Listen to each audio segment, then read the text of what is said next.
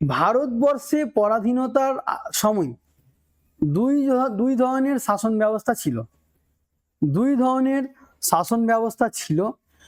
আমরা দেখব যে একটা প্রিন্সলি স্টেট, আর আমরা যদি আলোচনা করি তাহলে দেখব যে প্রিন্সলি স্টেট মানে হচ্ছে দেশীয় রাজ্য, আর 2 নম্বর হচ্ছে ব্রিটিশ শাসিত রাজ্য।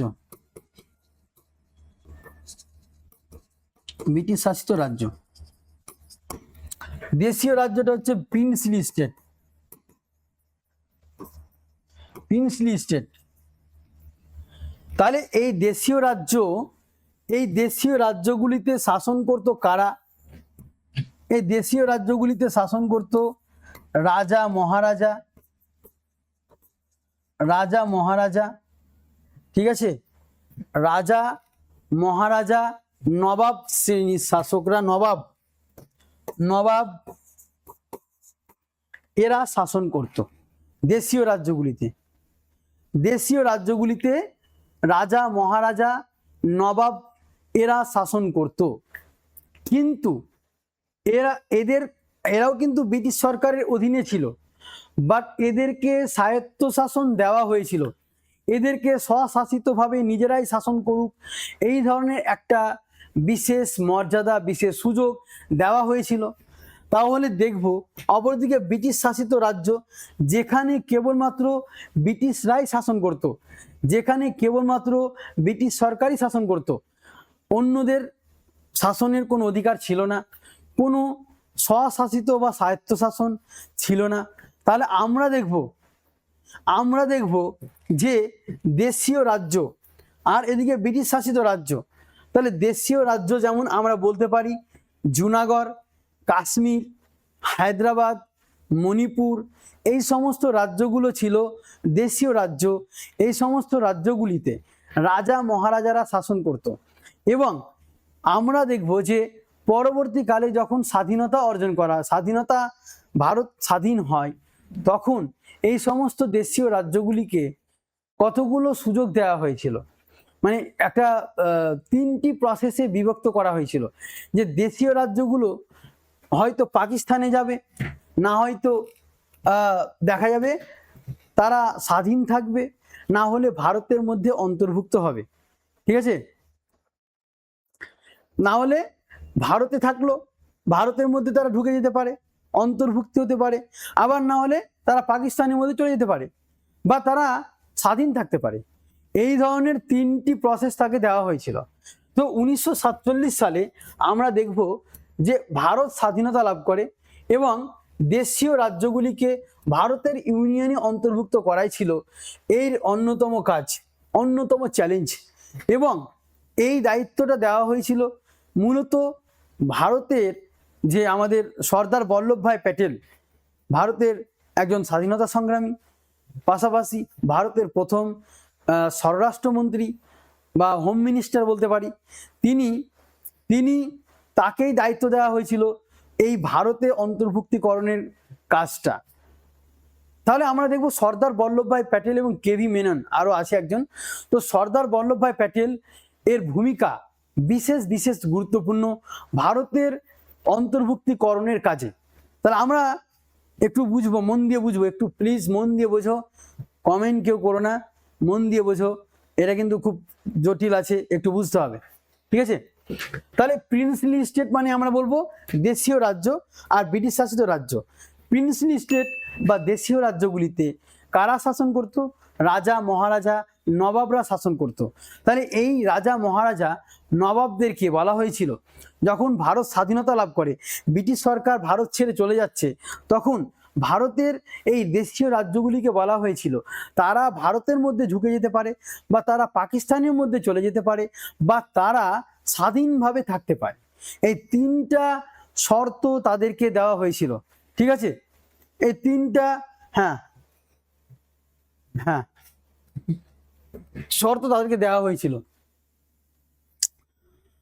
তাহলে দেশীয় রাজ্যগুলোর ভারতভুক্তির এর পটভূমি কি, এর ব্যাকগ্রাউন্ডটা কি, এর প্রেক্ষিতটা কি, সেটা আমাকে জানতে হবে। তাহলে আমরা দেখব যে এই যে বললাম যে কেন, এই প্রেক্ষিতটা কি, যদি আমরা দেখি যে ইন্ডিয়ান ইন্ডিপেন্ডেন্ট অ্যাক্ট এই অনুযায়ী দেশীয় রাজ্যগুলি ওপর ব্রিটিশ আধিপত্য থাকবে না। দেশীয় রাজ্যগুলির ওপর ব্রিটিশ সরকারের যে আধিপত্য, যে ক্ষমতা, ব্রিটিশ সরকারের যে দাপট বা ক্ষমতা বলতে পারি, বা শাসন ক্ষমতা বলতে পারি, বা প্রশাসনিক ক্ষমতা বলতে পারি, সেটা কিন্তু আর থাকবে না। আমরা দেখবো যে ইন্ডিয়ান ইন্ডিপেন্ডেন্ট অ্যাক্ট 1947 সালে ভারতের স্বাধীনতা আইন যখন পাস হয়, এই অনুযায়ী দেশীয় রাজ্যগুলিকে আর কন্ট্রোল করতে পারবে না কারা? ব্রিটিশ শাসকরা। ঠিক আছে।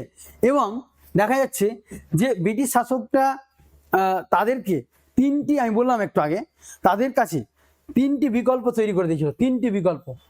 তিনটি বিকল্প আমরা দেখব যে তিনটি বিকল্প রাস্তা তৈরি করেছিল। এক, ভারতে যোগদান করতে পারে, পাকিস্তানে যোগদান করতে পারে, স্বাধীন থাকতে পারে।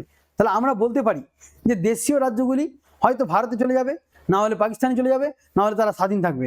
এই তিনটি শর্ত তাদেরকে দিয়ে চলে গেছিল। ঠিক আছে। এবং আমরা দেখবো যে 565টি দেশীয় রাজ্য ছিল। দেশীয় রাজ্য করা ছিল, দেশীয় রাজ্য 565টি ছিল। দেশীয় রাজ্যগুলি ছিল 565টি। এরকম 565টি দেশীয় রাজ্য, তাদেরকে তিনটে পদ তৈরি করে দেওয়া হয়েছিল, যে তারা তিনটে পদ বেছে নেবে। এক্ষেত্রে বেশিরভাগই দেশীয় রাজ্যগুলো আমরা দেখব অনেক জায়গায় অনেক কিছু বলছে, 565 বলা হচ্ছে, 560 ধরা হচ্ছে। ঠিক আছে। অ্যাকচুয়ালি তুমি বলতে পারবে না, অ্যাকচুয়ালি কিন্তু আমরা 565টি মাথায় রাখবো, আর কিছু মনে রাখবো না। ঠিক আছে। 565, 66 বলা আছে, অনেক জায়গায় অনেক কিছু আছে, বাট আমরা অ্যাকচুয়ালি 565 ধরবো, বা 560-এর কাছাকাছি বেশি আর কি। ঠিক আছে। তো এটা অ্যাকচুয়ালি কোনো বলার নেই। ঠিক আছে। অনেক জায়গায় অনেক কিছু আছে। হ্যাঁ, অনেক জায়গায় 600 আছে, অনেক জায়গায় 565 আছে, অনেক জায়গায় 560 আছে। তো আমরা 565 অ্যাপ্রোম্যাক্স বলতে পারি, বা আমরা বলবো 560-এর বেশি আর কি। ঠিক আছে। ওগুলো নিয়ে আর আমরা বিতর্ক করবো না। ঠিক আছে।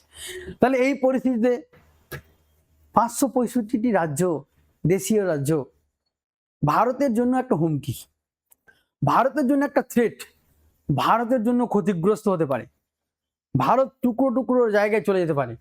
তাহলে ভারতের এই ইউনিটি, ভারতের এই ঐক্য, ভারতের এই সংহতি, এই ইউনিটিকে ধরে রাখতে হবে। ভারত স্বাধীনতা লাভের পর এইরকম একটা সমস্যার, একটা চ্যালেঞ্জের সম্মুখীন হন।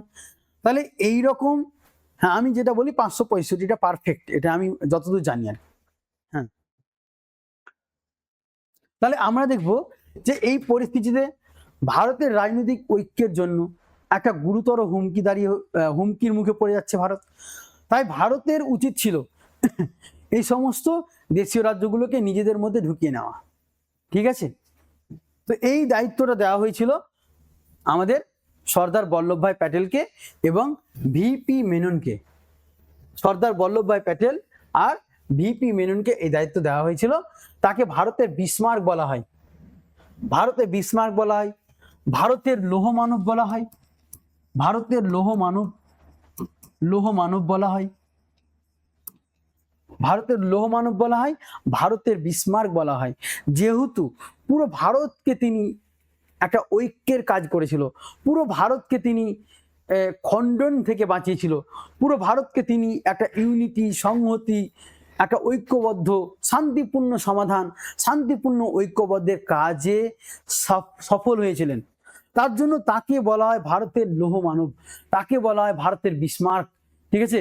বিসমার্ক যেমন ইউরোপে ইউনিটি তৈরি করেছিল জার্মানির বিসমার্ক, ঠিক তেমনি ভারতের ইউনিটির জন্য, ভারতের ঐক্যের জন্য, ভারতকে একটা শক্তিশালী দৃঢ় রাষ্ট্র জাতি গঠন করার কাজে তিনি গুরুত্বপূর্ণ ভূমিকা পালন করেছেন। তার জন্য তাকে বিসমার্ক বলা হয়, তার জন্য তাকে লৌহ মানব বলা হয়। ঠিক আছে। অর্থাৎ হ্যাঁ, 565, ঠিক আছে, বলতে হবে না বারবার একই কথা।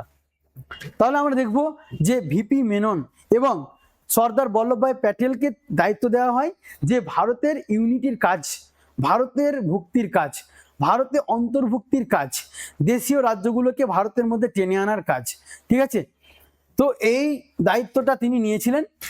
তাহলে এবং তিনি সফল হয়েছিলেন। তিনি সমস্যার সমাধান করেছিলেন বিভিন্নভাবে, বিভিন্ন আলোচনার মাধ্যম দিয়ে। এবং বেশ কিছু দেশীয় রাজ্য তারা ভারতের মধ্যে ইনক্লুড হতে চাইছিল না। তার মধ্যে আমরা বলতে পারি জুনাগড়, তার মধ্যে আমরা বলতে পারি কাশ্মীর, তার মধ্যে আমরা বলতে পারি হায়দ্রাবাদ। এই কয়েকটি রাজ্য ভারতের মধ্যে তারা অন্তর্ভুক্ত হতে চাইছিল না, তারা চাইছিল স্বাধীন থাকতে। এবং এমনকি হায়দ্রাবাদ এবং জুনাগড় তারা পাকিস্তানের সঙ্গে লিঙ্কেজ তৈরি করেছিল, যেটা ভারতের ঐক্যের ক্ষেত্রে, ভারতের জাতীয় সংহতির ক্ষেত্রে বা ভারতের জন্য, ভারত ভূখণ্ডের জন্য একটা হুমকি, ভারতের ন্যাশনালিটির জন্য একটা হুমকির মধ্যে দাঁড়িয়েছিল, একটা চ্যালেঞ্জের সম্মুখীন হয়েছিল। তাহলে এই চ্যালেঞ্জ থেকে বেরিয়ে আসা, এই চ্যালেঞ্জের মোকাবিলা করার কাজ সর্দার বল্লভভাই করেছিলেন। ঠিক আছে, ভেরি ভেরি ইম্পর্টেন্ট। ভারতের লৌহমানব কাকে বলা হয়, ভারতের বিসমার্ক কাকে বলা হয়, সর্দার বল্লভভাই প্যাটেলকে এই ধরনের এমসিকিউ তোমাদের আসবেই। ঠিক আছে, এবং পাশাপাশি তিনি ছিলেন স্বরাষ্ট্রমন্ত্রী। ঠিক আছে, স্বরাষ্ট্রমন্ত্রী। ঠিক আছে, স্বরাষ্ট্রমন্ত্রী এ ছিলেন সর্দার বল্লভভাই প্যাটেল। ঠিক আছে, হ্যাঁ মণিপুর হবে, বাট আমরা আলোচনা করব কাশ্মীর এবং হায়দ্রাবাদ। ঠিক আছে, আর জুনাগড়ের কিছুটা আলোচনা করব, কাশ্মীর হায়দ্রাবাদটা বেশি ইম্পর্টেন্ট, আমরা আর বেশি আলোচনা করব না। ঠিক আছে, দেখো তাহলে আমরা দেখব যে এই অন্তর্ভুক্তির যে পদ্ধতি, সিস্টেম অফ ইনক্লুড, ভারতের মধ্যে কিভাবে অন্তর্ভুক্তি করব। ভারতের মধ্যে অন্তর্ভুক্তির বেশ কিছু পদ্ধতি অবলম্বন করেছিলেন আমাদের লৌহমানব। তিনি কি করেছিলেন, ইনস্ট্রুমেন্ট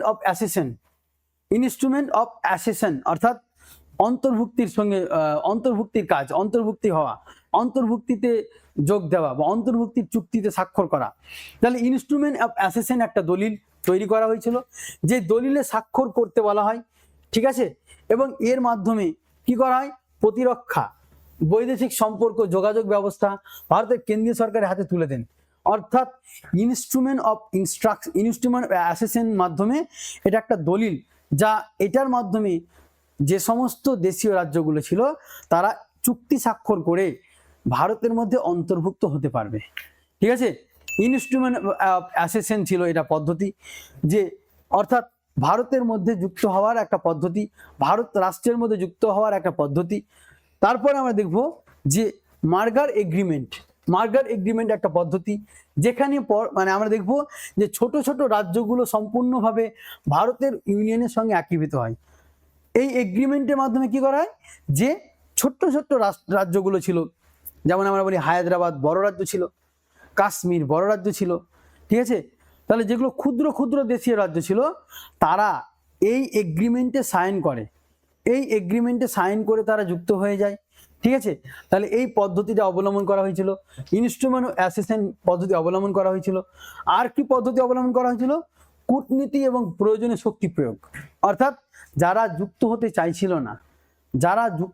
চাইছিল না তাদেরকে কি করা হয়েছিল, সেনাবাহিনী পাঠিয়ে বল প্রয়োগ করে তাদেরকে ভারতের মধ্যে ঢুকিয়ে দেওয়া হয়েছিল। যেমন হায়দ্রাবাদ, যেমন কাশ্মীর বলতে পারি না আমরা, কাশ্মীরটা রাজা হরি সিং এসেছিল।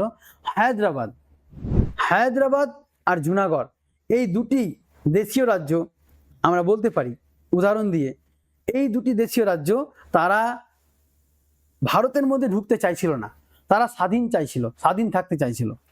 অপরদিকে রাজা হরি সিংও চাইছিল, বাট পরবর্তীকালে পাকিস্তানের আক্রমণের ফলে রাজা হরি সিং যুক্ত হয়ে যায়। কিন্তু হায়দ্রাবাদের নিজাম আবার নবাব মাহবুব, তোমার হচ্ছে ওই জুনাগড়ের তিনি নবাব, তিনিও যুক্ত হতে চাইছিলেন না, স্বাধীনভাবে থাকতে চাইছিলেন। তাহলে আমরা দেখব যে এই স্বাধীনভাবে থাকতে চাইছিলেন, তখন কি করতে হবে, তাহলে তো ওরা আসতে চাইছে না, একটা গোড়ামিগিরি দেখাচ্ছে। তখন ভারত সরকার কি করে, তাদের ওখানে সেনা পাঠিয়ে পুরো এটাকে দখল করে নেওয়া, সেনা পাঠিয়ে যুদ্ধ করো। এবার সেনার মাধ্যমে তারা সেনার দ্বারা যখন বল প্রয়োগ হচ্ছে, তখন কিন্তু সেই বল প্রয়োগের মাধ্যমে কিন্তু বিভিন্ন তাদের যে সেনাবাহিনী তারা স্যারেন্ডার করে দেয়, নিজেকে আত্মসমর্পণ করে।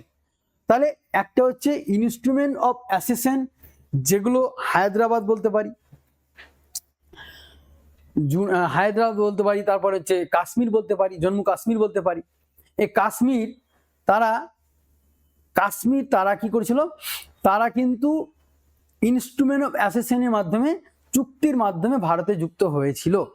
ঠিক আছে, তো এইটা আমরা বুঝতে পারলাম যে তিনটি প্রসেস, ইনস্ট্রুমেন্ট অফ অ্যাসেশনস, মার্গার এগ্রিমেন্ট, আর একটা হচ্ছে কূটনীতি বা প্রয়োজনে বল প্রয়োগ করে তাদেরকে ঢুকিয়ে নেওয়া। ঠিক আছে।